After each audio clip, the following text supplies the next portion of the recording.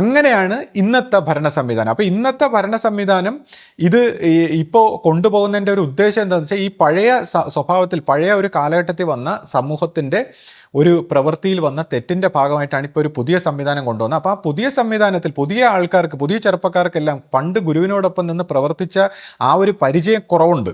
എന്നാൽ അവർക്ക് മറ്റ് ചില ക്വാളിറ്റീസ്, ഈ ഗുരുമാർഗം പ്രൊട്ടക്റ്റ് ചെയ്യാനും പിന്നെ അവർക്ക് അവരുടേതായ വിശാലതയും അവരുടെ അറിവും മറ്റ് പുതിയ തലമുറയുടേതായിട്ടുള്ളൊരു ഗുണങ്ങളൊക്കെ ഉണ്ടെങ്കിൽ മറ്റ് ചില ഭാഗത്ത് ഈ ചിട്ടവട്ടങ്ങളും അല്ലെങ്കിൽ പണ്ടുള്ള ആ ശ്രദ്ധ, പണ്ടുള്ള ഒരു ഡിവൈൻ ആറ്റിറ്റ്യൂഡ്, അപ്പോൾ ആ ഭൗതികമായിട്ടുള്ള ചില ആറ്റിറ്റ്യൂഡിൻ്റെയൊക്കെ വശത്ത് ചില അങ്ങോട്ടും ഇങ്ങോട്ടും ഏറ്റക്കുറച്ചിലും നന്മയും തിന്മയും ഗുണവും ദോഷവും ഒക്കെ ഇതെല്ലാം കൂടെ മിശ്രിതമായിട്ടാണല്ലോ മനുഷ്യരുടെ ഒരു പരിണാമം.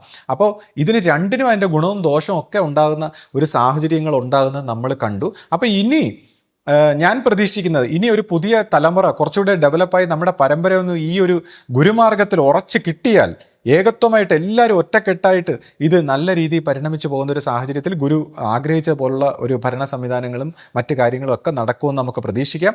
പക്ഷേ എന്തായാലും ഈ ഗുരു വാക്കനുസരിച്ച് ആ ഗുരു തന്നെ ഈ കാര്യങ്ങൾ മാറ്റി ഈ ചെറുപ്പക്കാരെ കൊണ്ടുവരാനുള്ള സാഹചര്യം, ഈ അനുസരിക്കാത്ത സ്വഭാവം വന്നപ്പോഴാണ്. നമ്മുടെ അന്നത്തെ കാലത്ത് പഴയ ആൾക്കാരെ സംബന്ധിച്ച് ഈ അനുസരിക്കാത്തൊരു സ്വഭാവം വന്നപ്പോൾ നിവൃത്തിയില്ലാതെയാണ് പുതിയ എല്ലാ കാര്യങ്ങളും ഈ പുതിയ സ്വഭാവത്തിലുള്ള ഒരു സന്യാസ സ്വഭാവത്തിൽ ഇത് ഏൽപ്പിക്കുന്നതും അങ്ങനെ ഇന്ന് കാണുന്ന ഒരു പരിണാമ സ്വഭാവത്തിൽ വന്നതെന്ന് ഉള്ള കാര്യമാണ് ഞാൻ ഇതിനെക്കുറിച്ച് മനസ്സിലാക്കുന്നത്. ഇപ്പൊ എനിക്ക് തോന്നുന്ന ഒരു കാര്യം എന്താ പറയൂ, ശരിക്കും നമ്മുടെ ആശ്രമത്തിലെ ഗുരുപൂജ ഉണ്ടല്ലോ, ഗുരുപൂജ എന്ന് പറയുന്ന ഒരു മഹത് കർമ്മം നമ്മുടെ ആശ്രമത്തിൽ നടക്കുന്നുണ്ട്. ലോകത്ത് ഒരു സ്ഥലത്തും ഇല്ല അത്. അപ്പൊ അതിനെക്കുറിച്ച് നമ്മൾ പിന്നീട് ഒരിക്കൽ വിശദമായിട്ട് പറയേണ്ട ഒരു കാര്യമാണ്. പക്ഷെ ആ പിതൃശുദ്ധിയും ദേവശുദ്ധിയും ഋഷിശുദ്ധിയും ഇത് സമ്പൂർണമായിട്ട് നടക്കുന്ന ഒരു സ്ഥലമാണ് ശാന്തിഗിരി ആശ്രമം. അപ്പൊ അത് ആരാ ചെയ്യുന്നത്? ഗുരു ആരെ കൊണ്ടാ ചെയ്യിച്ചത്?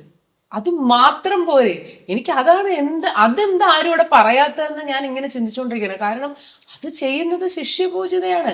ഗുരു ശരീരത്തിൽ ഇരിക്കുമ്പോൾ ഗുരു ഓരോ കുടുംബങ്ങളുടെയും അല്ലെങ്കിൽ അവരുടെയൊക്കെ പിതൃക്കൾ, എത്ര തലമുറ മുമ്പുള്ള പിതൃക്കളെ വരെ ദർശനത്തിൽ എടുത്തു കണ്ട് അവരുടെ ദേവ ആരാധന ചെയ്തതും ഋഷികളെ ആരാധിച്ചതും ഇങ്ങനെയായിട്ടുള്ള എല്ലാ സമ്പ്രദായങ്ങളിലും എന്തെല്ലാം നടന്നിട്ടുണ്ടോ അതെല്ലാം ദർശനത്തിൽ എടുത്തു കണ്ട് പിതൃക്കൾക്ക് മോചനവും ജനിക്കാനുള്ള അവസരം എല്ലാം കൊടുക്കുന്ന ആ ഒരു കർമ്മം അത് ചെയ്യുന്നത് അഭിമന്യ ശിഷ്യപൂജിതയാണല്ലോ.